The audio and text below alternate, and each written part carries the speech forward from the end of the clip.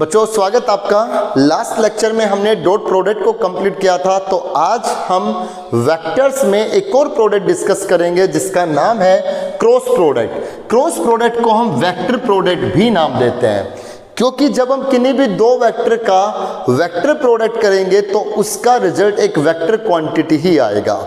जैसे हमने किन्हीं भी दो वेक्टर्स का डॉट प्रोडक्ट किया था तो आप सबने देखा था कि लास्ट में एक स्केलर रिजल्ट रहता है, एक कांस्टेंट रिजल्ट रहता है, इसलिए हमने उसको स्केलर प्रोडक्ट भी नाम दिया।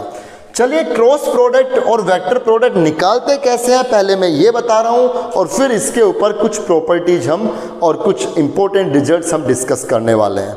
सबसे पहले ए वेक्टर हमारे पास है 2i कैप प्लस जे कैप माइनस के कैप, एंड बी वेक्टर है i cap plus 2j cap plus के कैप। सपोज हमारे पास ये दो वेक्टर हैं, हमें इन दोनों वेक्टर्स का, वेक्टर ए और वेक्टर बी, हमें इन दोनों वेक्टर्स का क्रॉस प्रोडक्ट करना है, ए क्रॉस बी निकालना है।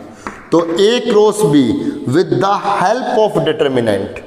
डिटर्मिनेंट हम पहले पढ़ चुके हैं मैट्रिक्स में, मैट्रिक्स का डिटर्मिनेंट, स्क्वायर मैट्रिक्स का हमने डिटर्मिनेंट निकालना सीखा था। तो जब हम किन्हीं भी दो वेक्टर का क्रॉस प्रोडक्ट करते हैं तो हम डिटर्मिनेंट की हेल्प लेते हैं। जो फर्स्ट रो है, पहली रो में आप आई कैप, जे कैप और के कैप लिखेंगे, हमेशा आई जे के लिखेंगे। इससे जो नेक्स्ट रो होगी उसमें जो आगे है, आगे कौन है? ए वेक्टर है, आगे ए वेक्टर है, तो क्या होगा? ए वेक्टर के स्केलर कंपोनेंट लिखे जाएंगे। ए वेक्टर के स्केलर कंपोनेंट कितने? 2, 1, -1, जो आगे उसके लिखे जाएंगे पहले। फिर बी वेक्टर है, तो अब बी वेक्टर के स्केलर कंपोनेंट लिखे जाएंगे, तो ये बन गया 1, 2, 1। प्यारे बच्चों, अब हम इसका डिटर्मिनेंट सोल्व करेंगे, वही हमें ए क्रॉस बी ऑब्टेन होगा। तो ए क्रॉस बी हम जब यहां से निकालेंगे, आई कैप वाली रो, आई कैप वाली कॉलम ये छोड़ देंगे, इनके क्रॉस मल्टीप्लाई 1, बीच में -2, तो 3 हो गया। इसके आगे माइनस का साइन आएगा, माइनस जे कैप, ये रो और ये कॉलम छूट जाएगा, 2 -1, ये 3 हो गया, प्लस के कैप के लिए ये और ये छोड़ देंगे, 4 -1, ये 3 हो गया। तो यहां से जो ए क्रॉस बी आया वो आ गया 3i cap -3j cap plus 3k cap. A vector और बी वेक्टर का क्रॉस प्रोडक्ट ये आ गया। तो आपने देखा कि कैसे हम किन्हीं भी दो वेक्टर का क्रॉस प्रोडक्ट फाइंड आउट कर सकते हैं। अब एक इंपॉर्टेंट बात जानने के बच्चे आप ये नोट कर ले, कहीं ना कहीं आप लिख लें इसको, कि एक्चुअली जब हम किन्हीं भी दो वेक्टर का क्रॉस प्रोडक्ट करते हैं तो ये क्रॉस प्रोडक्ट एक्चुअली क्या बता रहा है? ये है क्या? एक्चुअली बच्चों किन्हीं भी दो वेक्टर का क्रॉस प्रोडक्ट एक ऐसा वेक्टर आता है जो इन दोनों के परपेंडिकुलर है। आपसे कोई ये पूछे, ये ए वेक्टर है, ये बी वेक्टर है, आपसे कोई पूछे कि एक ऐसा वेक्टर निकालो जो इन दोनों के परपेंडिकुलर हो, एक ऐसा वेक्टर निकालो जो इन दोनों के परपेंडिकुलर हो, इसके भी परपेंडिकुलर हो और इसके भी परपेंडिकुलर हो। तो आप क्या करोगे? आप उन दोनों का क्रॉस प्रोडक्ट निकाल दो। जो ए क्रॉस बी आया है ना, ये एक ऐसा वेक्टर आ गया जो वेक्टर ए और वेक्टर बी दोनों के परपेंडिकुलर है। आप देखो, वेरीफाई कर सकते हो। अब ए क्रॉस बी का ए वेक्टर के साथ डॉट प्रोडक्ट करके देखो। अगर मैं ए क्रॉस बी का इस ए वेक्टर के साथ डॉट प्रोडक्ट करता हूं, ए क्रॉस बी का ए वेक्टर के साथ डॉट प्रोडक्ट करता हूं, तो कितना आएगा? 6, ये आ गया 6, ये आ गया -3 और ये आ गया -3, तो ये बच्चे 0 मिल गया ना। अगर ए क्रॉस बी का ए वेक्टर के साथ डॉट प्रोडक्ट 0 है तो मैं कह सकता हूं कि जो ए क्रॉस बी है वो ए वेक्टर के परपेंडिकुलर है। ऐसे ही आप ए क्रॉस बी का बी वेक्टर के साथ डॉट प्रोडक्ट करके देखें। ए क्रॉस बी का मैंने डॉट प्रोडक्ट किया बी वेक्टर के साथ, कीजिए डॉट प्रोडक्ट। यह आएगा 3, ये आएगा -6 और ये आएगा +3। तो 3 + 3 6 -6 0 आ गया। तो इसका मतलब ए क्रॉस बी का अगर बी के साथ डॉट प्रोडक्ट 0 आ रहा है तो इसका मतलब ए क्रॉस बी इस बी वेक्टर के परपेंडिकुलर है, राइट। ए क्रॉस बी बी वेक्टर के परपेंडिकुलर है। क्यों?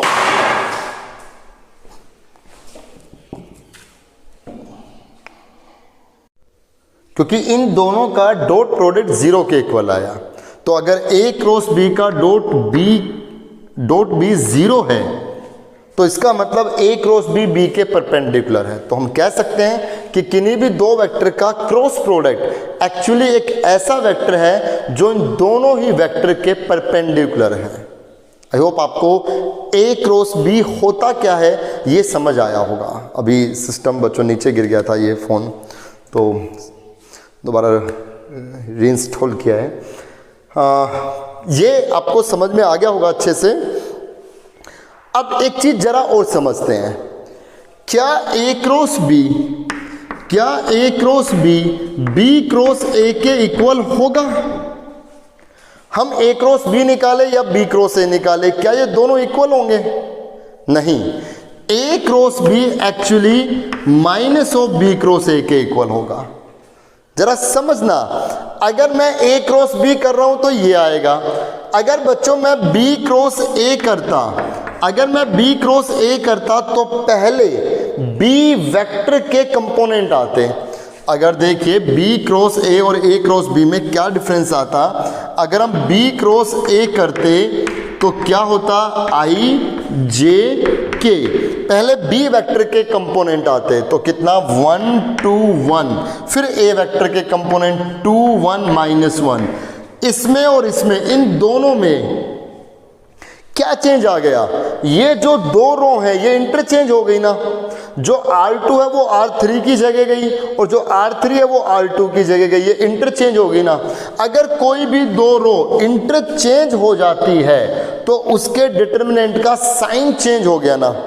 आई मीन अगर मैं इसको इंटरचेंज कर दूं, मतलब मैं 2 1 -1 यहां पर और 1 2 1 यहां पर, तो ये बाहर नेगेटिव लाना पड़ेगा ना, बाहर नेगेटिव लाना पड़ेगा, तो ये यही बन गया ना। तो ए क्रॉस बी किसके इक्वल आया? Minus of B cross A किसके इक्वल आया? Minus of A cross B के। या ए क्रॉस बी किसके इक्वल होगा? Minus of B cross A के। क्यों? क्योंकि ए क्रॉस बी में ए पहले बी बाद में, बी क्रॉस ए में ये पहले आएगी ये बाद में आएगी। तो किन्हीं भी दो रो का इंटरचेंज होना उसका नेगेटिव हो जाता है। तो ए क्रॉस बी हमेशा माइनस बी क्रॉस ए के इक्वल होगा। अगर इसको आगे पीछे लिखेंगे तो बाहर नेगेटिव का साइन आएगा। ठीक है, समझ में आ गया ए क्रॉस बी का कंसेप्ट क्या है, और ये आपको समझ में आना चाहिए बच्चे। इसी बिहाफ पे मैं आपके सामने एक रिजल्ट लिख रहा हूं कि अगर हम आई कैप और जे कैप का क्रॉस प्रोडक्ट करें, अगर हम आई क्रॉस जे निकालें, अगर हम आई का जे वेक्टर के साथ, आई कैप का जे कैप के साथ क्रॉस प्रोडक्ट करें तो ये के कैप आएगा। क्यों आएगा? देखिए जरा समझ इसके पीछे का रीजन। आई क्रॉस जे, मैं आई वेक्टर और जे वेक्टर का क्रॉस प्रोडक्ट करना चाह रहा हूं, तो आई और जे के क्रॉस प्रोडक्ट का मतलब एक ऐसा रिजल्ट आना चाहिए जो आई और जे दोनों पर परपेंडिकुलर हो। आई क्रॉस जे का मतलब दोनों का क्रॉस प्रोडक्ट एक ऐसा रिजल्ट आएगा जो आई और जे दोनों पे परपेंडिकुलर है। थिंक अबाउट इट, आई जे के, अगर मैं आई और जे का क्रॉस प्रोडक्ट करूं तो इन दोनों का क्रॉस प्रोडक्ट एक ऐसा रिजल्ट आए जो आई और जे दोनों पे परपेंडिकुलर हो। तो आई और जे दोनों पर परपेंडिकुलर रहने वाला कौन है? के वेक्टर। सो आई क्रॉस जे कितना आएगा? के कैप।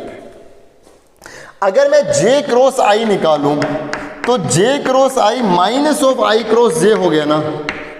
सो जे क्रॉस आई कितना आएगा, माइनस के कैप। मतलब आपको कैसे चलना है, आपको ऐसे एंटी क्लॉकवाइज चलना है। आई क्रॉस जे कितना आएगा, के। अब जे क्रॉस के अगर हम करें तो जे और के का क्रॉस एक ऐसा आएगा जो इन दोनों पे परपेंडिकुलर हो, वो कौन है, आई कैप। अब देखो ना, अगर आप आई डॉट जे करोगे तो 0 आएगा क्योंकि आई और जे परपेंडिकुलर है। आई डॉट के करोगे तो ये 0 ही आएगा। तो आई इन दोनों पे परपेंडिकुलर है, तो आई का जे और के साथ क्रॉस प्रोडक्ट क्या आएगा, आई का जे और के का जो क्रॉस प्रोडक्ट है, सॉरी, जे और के का जो क्रॉस प्रोडक्ट है वो आई कैप आएगा। और अगर मैंने के क्रॉस जे कर दिया, मतलब क्लॉकवाइज कर दिया, तो ये माइनस आई हो जाएगा। अगर के क्रॉस जे करें तो प्यारे बच्चों ये माइनस आई कैप हो जाएगा, राइट। और ऐसे ही अगर हम के क्रॉस आई कैप, के वेक्टर का आई कैप वेक्टर के साथ क्रॉस प्रोडक्ट करें तो ये जे कैप आएगा। और अगर हमने आई क्रॉस के कर दिया तो ये माइनस जे हो जाएगा, क्योंकि ये और ये एक दूसरे के नेगेटिव होते हैं।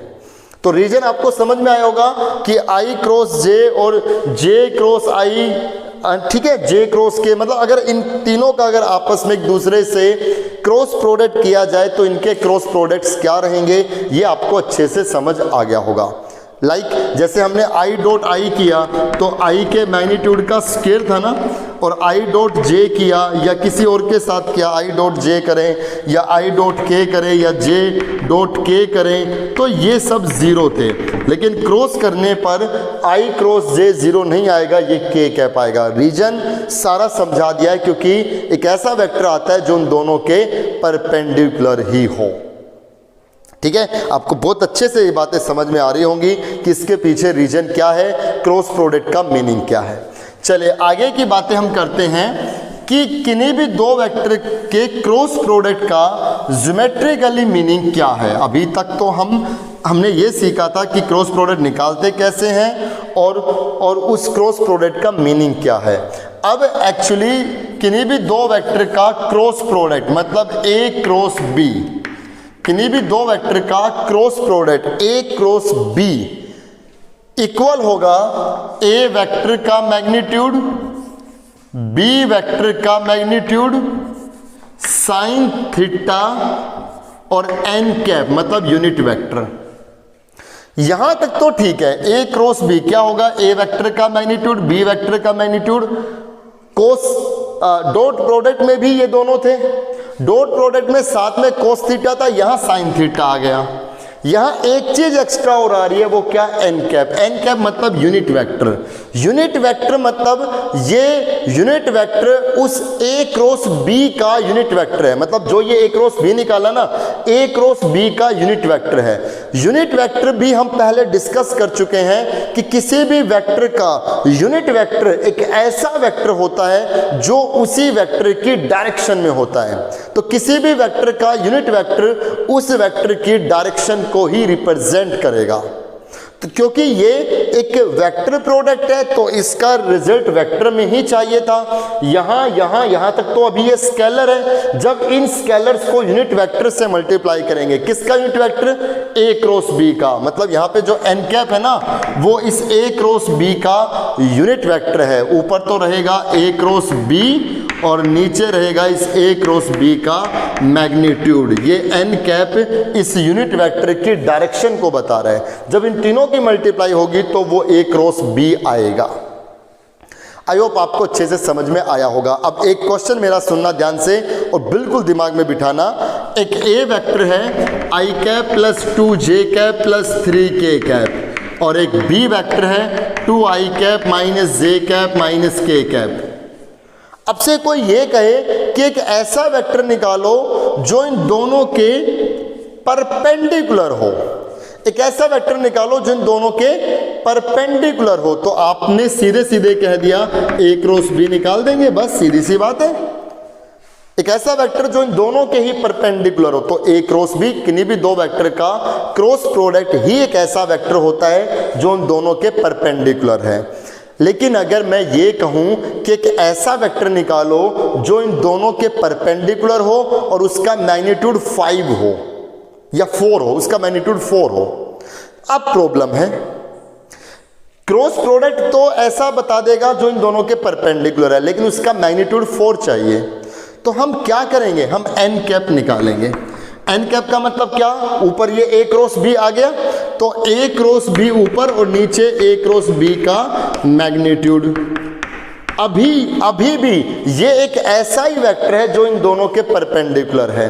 क्यों? क्योंकि ए क्रॉस बी अगर परपेंडिकुलर है इन दोनों के, तो ए क्रॉस बी का यूनिट वेक्टर जो बनेगा, ए क्रॉस बी का जो यूनिट ये यूनिट वेक्टर किसका है, ए क्रॉस बी का।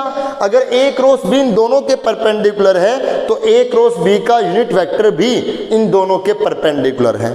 लेकिन हमें क्या चाहिए, हमें एक ऐसा वेक्टर चाहिए जिसका मैग्नीट्यूड 4 हो। तो ऐसे तो बहुत से निकाल सकते हैं। आर वेक्टर नाम दे दें और इस यूनिट वेक्टर को +-4 से मल्टीप्लाई करा दें, इस यूनिट वेक्टर को +-4 से मल्टीप्लाई करा दें, तो ये एक ऐसा वेक्टर आ गया जो इन दोनों के परपेंडिकुलर है एज वेल एज उसका मैग्नीट्यूड 4 है। क्यों? क्योंकि इसका मैग्नीट्यूड तो 1 था, परपेंडिकुलर तो है ये, और अगर इसको मैं 4 से गुना कर दूंगा तो भी परपेंडिकुलर होना नहीं छोड़ेगा। ये भी एक ऐसा वेक्टर है जो इन दोनों के परपेंडिकुलर है लेकिन उसका मैग्नीट्यूड 4 है। मैग्नीट्यूड 7 है तो +-7 से मल्टीप्लाई। आई होप आपको समझ में आया होगा ये एन कैप क्या है। ये यूनिट वेक्टर है किसका, इस ए क्रॉस बी का, जो इसकी डायरेक्शन को बताएगा। अब यहीं से हम कुछ रिजल्ट्स निकालते हैं। हाँ जी बच्चे, थोड़ी सी प्रॉब्लम आ गई थी अभी पीछे, जो जितनी बातें बताई यहाँ ऊपर का आपको नहीं दिखाई दे रहा होगा स्क्रीन पे, कुछ सिस्टम ये हिल गया था, बट फिर भी आप समझ लें पीछे। आप ऐसा नहीं है कि जो बताया वो एकदम आपकी समझ से परे था। हमने ऊपर ये लिखा था A cross B, actually A का मैग्नीट्यूड, बी का magnitude sin theta into n cap होगा। तो जब मैं ये फॉर्मूला बता रहा था आपको, जब समझा रहा था, तो आप जब ये लेक्चर देखें तो आप ऊपर पहले ये फॉर्मूला लिख लें, अपनी नोटबुक में फॉर्मूला लिख लें, और फिर उसके बाद जो ये बातें कही हैं ये सब बातें आप उस थोड़ा सा आप रिमाइंड करके फिर उसको सुने तो आपको सारी चीज़ें क्लियर हो जाएंगी। बिल्कुल ये पूरा मुझे विश्वास है। ठीक है, इंडियन इकोनॉमी की तरह ये सिस्टम भी आज बिल्कुल बार बार हिल रहा है, तो क्या कर सकते हैं। चलिए, तो आप क्योंकि बड़ी मेहनत से बड़े फ्लो में आकर के वो सारी बातें बताई थी, तो ऐसा नहीं लगता कि दोबारा बताऊं तो फिर वही फ्लो फिर से आएगा। तो आप प्लीज़ ये फॉर्मूला लिखें और फॉर्मूला लिखने के बाद फिर पूरा आप यूनिट वेक्टर का कंसेप्ट अच्छे से समझ लें। चलिए आगे हम बात करते हैं कि अब अगर हम किसी भी वेक्टर का उसी वेक्टर के साथ अगर क्रॉस प्रोडक्ट करें तो किसी भी वेक्टर का उसी वेक्टर के साथ क्रॉस प्रोडक्ट क्या रहेगा। आई मीन अगर हम ए क्रॉस ए निकालें, हमने खुद का खुद के साथ क्रॉस प्रोडक्ट करना चाहा, ए क्रॉस ए करना चाहा, तो इस फॉर्मूले के बिहाफ पे क्या आएगा, ए वेक्टर का मैग्नीट्यूड, फिर कितना आएगा ए वेक्टर का मैग्नीट्यूड, फिर कितना आएगा साइन थीटा, थीटा मतलब इस ए और ए के बीच में एंगल। तो प्यारे बच्चों इस ए और ए के बीच में एंगल 0 है और इनटू एन कैप। अब साइन 0 अगर 0 है, साइन 0 की वैल्यू 0 है, तो ए क्रॉस ए 0 आएगा। तो ये बात आपने देख ली कि किसी भी वेक्टर का उसी वेक्टर के साथ क्रॉस प्रोडक्ट 0 वेक्टर आएगा, क्योंकि क्रॉस प्रोडक्ट एक वेक्टर क्वांटिटी होती है, इसलिए आपको यहाँ पे वेक्टर एरो का साइन लगाना है। ए क्रॉस ए 0 रहेगा। On the behalf of this we can say that अगर हम आई कैप का आई कैप के साथ क्रॉस करें, जे कैप का जे कैप के साथ क्रॉस करें, के कैप का के कैप के साथ क्रॉस करें, खुद का खुद के साथ क्रॉस प्रोडक्ट करोगे तो वो 0 वेक्टर ही आएगा। राइट, ये खुद का खुद के साथ क्रॉस प्रोडक्ट करने का नतीजा है, रिजल्ट है। अब हम ये बात जानते हैं कि अगर हम किन्हीं दो वेक्टर का क्रॉस प्रोडक्ट करें और वो 0 के इक्वल आए तो क्या क्या पॉसिबिलिटीज हमारे सामने रहेंगी। लेट मी चेक कि अब आपको स्क्रीन पे दिख रहा नहीं दिख रहा। Yes, now it is perfect. A cross B 0, किन्हीं दो वेक्टर का क्रॉस प्रोडक्ट 0 के इक्वल है। तो यहां से क्या क्या बातें सामने आएंगी। ए क्रॉस बी का मतलब ए वेक्टर का मैग्नीट्यूड, बी वेक्टर का magnitude sine theta N cap is equal to 0। अगर ए क्रॉस बी 0 है तो इसका मतलब इन सब की मल्टीप्लाई 0 है, इन सब की मल्टीप्लाई का रिजल्ट 0 आया।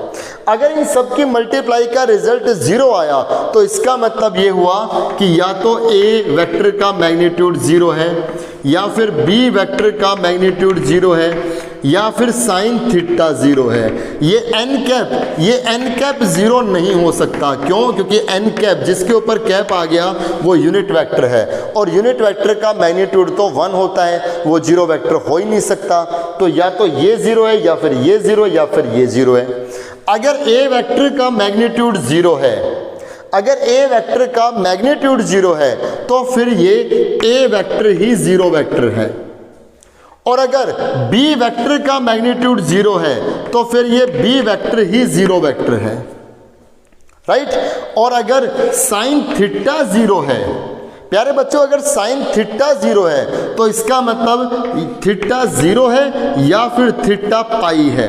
एंगल जो होगा ए और बी के बीच में वो 0 से 180 तक ही काउंट हम करेंगे, क्योंकि किन्हीं दो लाइन के बीच में एंगल यूक्लिड ने जो डेफिनेशन दी थी एंगल की, ये 11th क्लास के ट्रिग्नोमेट्री में चली गई। एंगल की डेफिनेशन उन्होंने की थी, angle between two line is the inclination of one line to another line, और ये 0 से 180 तक उन्होंने पॉजिटिवली मेजर किया था। तो हम ये एंगल 0 से 180 का ही केस लेंगे। तो अगर साइन थीटा 0 है तो एंगल 0 है या फिर एंगल 180 है, क्योंकि साइन 0 0 होता है, साइन 180 भी 0 होता है। और अगर बच्चों थीटा 0 है, अगर थीटा 0 है तो ये पैरेलल का केस हो गया, पैरेलल। क्योंकि अगर कोई दो वेक्टर पैरेलल होंगे, वेक्टर ए और वेक्टर बी, तो ही उनके बीच में एंगल 0 बनेगा। लेट अस सपोज ये ए वेक्टर है और ये बी वेक्टर है, ये दोनों पैरेलल हैं, दोनों पैरेलल है तो इनके बीच में एंगल 0 है। तो मैंने यहां से एक रिजल्ट बना लिया, क्या? If A vector is parallel to B vector, अगर कोई दो वेक्टर पैरेलल है देन ये कंफर्म है कि उनका क्रॉस प्रोडक्ट 0 होगा। ये बात कंफर्म है। क्रॉस 0 है, अगर क्रॉस 0 है तो कंफर्म नहीं है कि वो पैरेलल है कि नहीं, क्योंकि ये दो कंडीशन भी में से, ये दो में से भी कोई एक कंडीशन हो सकती थी। बट अगर पैरेलल है तो पक्का है कि उनका क्रॉस 0 होगा। क्यों? क्योंकि पैरेलल होने पर थीटा 0 रहेगा, और थीटा 0 है तो साइन 0, इस फॉर्मूले में साइन 0 0 बनेगा, तो ए क्रॉस भी पक्का 0 ही आएगा। तो आपने ये बात बहुत अच्छे से सीख लेनी है। पीछे हमने डॉट प्रोडक्ट में ये पढ़ा था कि अगर कोई दो वेक्टर परपेंडिकुलर है तो उनका डॉट प्रोडक्ट 0 होगा, और अगर कोई दो वेक्टर पैरेलल है तो उनका क्रॉस प्रोडक्ट 0 होगा। ये दो बातें आप अच्छे से सीख लें। एक बात और सीखें, अगर थीटा पाई है, जैसे एंगल यहाँ पाई आया, 180 आया, अगर थीटा पाई है तो फिर वो 3 पॉइंट्स कोलिनियर है। Then this The given 3 points are collinear. Think about it. ये A, B and C. तो AB और BC के बीच में एंगल 180 बन गया। AB और BC के बीच में एंगल 180 बन गया। तो AB और BC का जब हम क्रॉस प्रोडक्ट करेंगे तो ये 0 आएगा। क्यों? क्योंकि AB यहाँ पे और BC यहाँ पे, AB और BC के बीच में एंगल बन गया 180। एंगल 180 जब हम यहाँ रखेंगे तो साइन 180 0 आएगा। सो यू कैन से कि अगर 3 पॉइंट ABC कोलिनियर है, अगर 3 पॉइंट ABC क्या है? कोलिनियर हैं, तो उनसे जो दो वेक्टर बन रहे हैं AB और BC, उनका क्रॉस प्रोडक्ट 0 होगा। ये बहुत अच्छे से आप इन बात को नोट कर लें कि क्रॉस प्रोडक्ट 0 होने पर क्या क्या रिजल्ट आया। और कोई वेक्टर अगर 0 है, कोई दो वेक्टर अगर पैरेलल हैं तो क्रॉस प्रोडक्ट 0, 3 पॉइंट अगर कोलिनियर है तो उनसे बनने वाले दो वेक्टर का क्रॉस प्रोडक्ट भी 0 रहेगा। ठीक है, ये बात आप अच्छे से नोट करें। कुछ और इसमें बातें हम जानते हैं।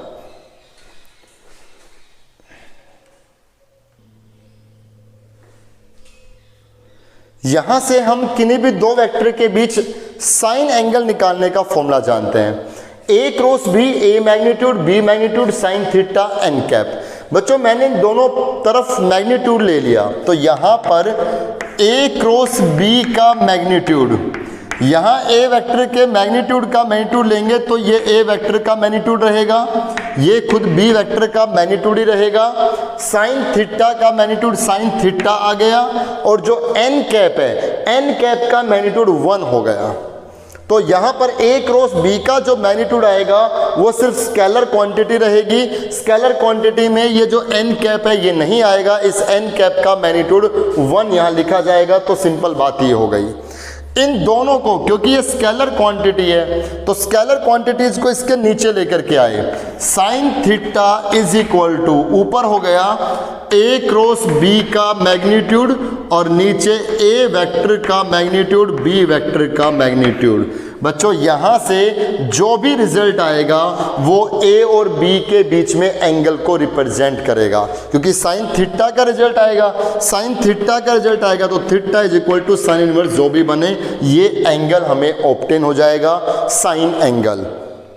लास्ट जो हमने पढ़ा था डॉट प्रोडक्ट, वहां से कोसाइन एंगल हमने निकालना सीखा था। ठीक है, चलिए अब हम आगे की बात डिस्कस करते हैं कि क्रॉस प्रोडक्ट की हेल्प से, ऑलमोस्ट सब बातें हमने क्रॉस प्रोडक्ट में पढ़ ली है। इसकी कुछ छोटी बातें, कुछ प्रॉपर्टीज, अगर कुछ मिस हो गई होगी तो वो क्वेश्चंस में जब आएगी तो मैं वहाँ पे भी आपको बता दूंगा। आप ये सारे पॉइंट्स नोट कर लें, फिर नोटबुक में की पॉइंट्स आप बना लें। एक चीज और हम जानते हैं, with the help of cross product we can find the area of parallelogram as well as area of triangle. तो सबसे पहले हम जानते हैं area of a parallelogram, area of a parallelogram. कोई पैरेललोग्राम है लाइक दिस, ये कोई पैरेललोग्राम है ए बी सी डी, ये पैरेललोग्राम है ए बी सी डी, यहाँ ए वेक्टर है, यहाँ बी वेक्टर है। ठीक है, ए बी और बी सी, ये ए वेक्टर है, ये बी वेक्टर है, ये आपस में ये पैरेलल है, ये सामने वाले पैरेलल है। अगर मुझे किसी पैरेललोग्राम का एरिया निकालना हो, देखो अगर यहाँ पे कोई वेक्टर बनेगा तो वो इसका स्केलर मल्टीपल ही होगा, लेकिन ये इक्वल भी होंगे, तो इक्वल ही होंगे तो यहाँ पे भी ए वेक्टर ही बनेगा, क्योंकि जो इसका मैग्नीट्यूड होगा वही मैग्नीट्यूड इसका भी होगा, जो मैग्नीट्यूड इसका होगा वही लेंथ ये भी है।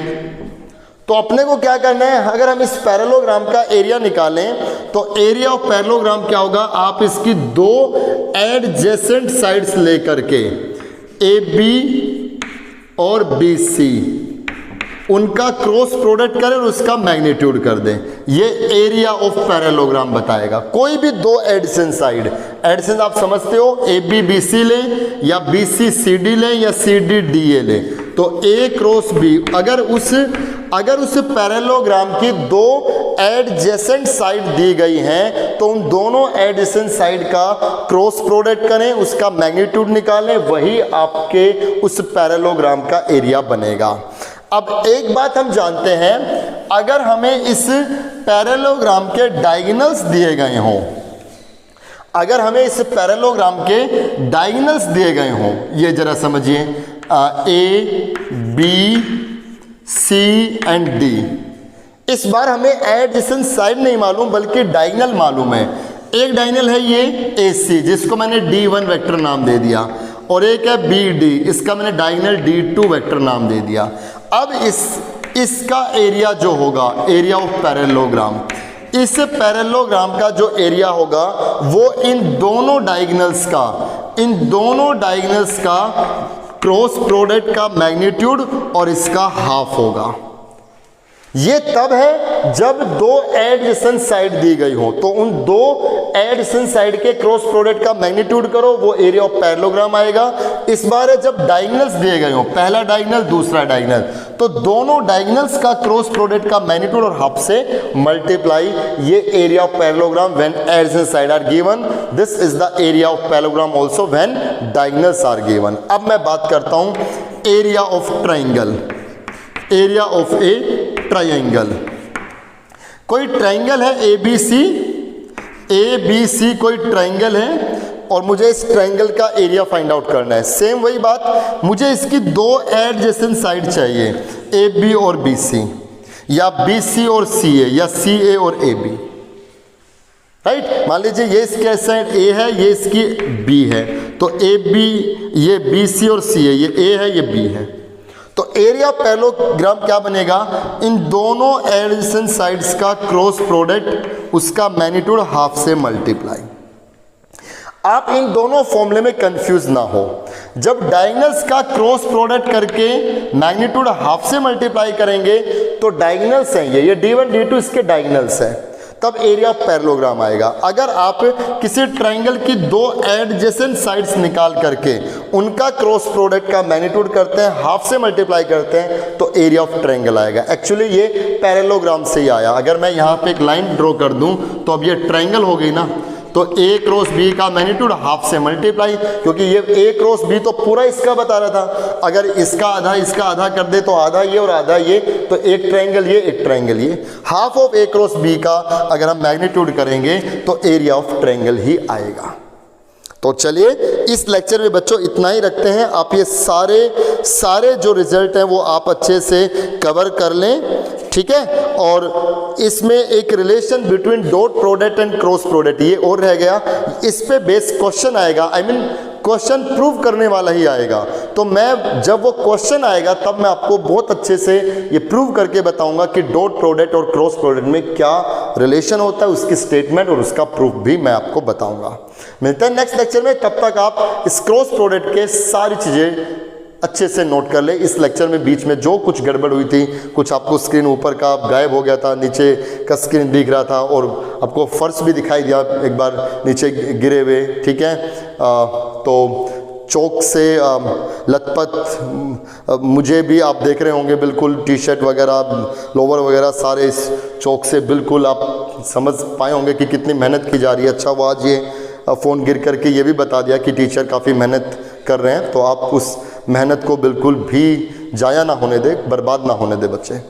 चलिए मिलते हैं नेक्स्ट लेक्चर में, तब हम वहाँ पर इस क्रॉस प्रोडक्ट की एक्सरसाइज स्टार्ट करेंगे, ठीक है। आज काम ज़्यादा नहीं, इस पे सारे की पॉइंट, सारी बातें आप नोट अच्छे से कर लें। जो भी बात समझ में ना आए आप ऑनलाइन क्लास में मेरे से पूछते रहें। Thank you so much.